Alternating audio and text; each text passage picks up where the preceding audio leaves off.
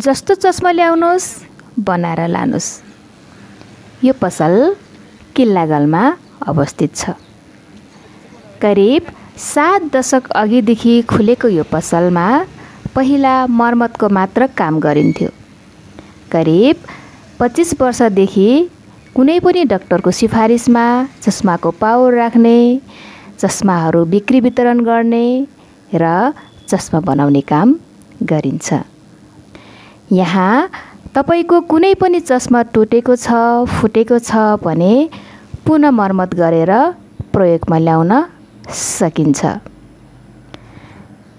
र यो पसल बिहान 9 बजेदेखि बेलुका 7 बजेसम्म खुला रहन्छ।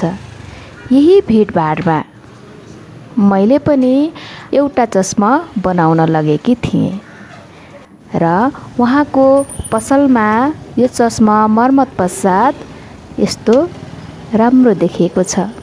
उहाँलाई धेरै धेरै धन्यवाद।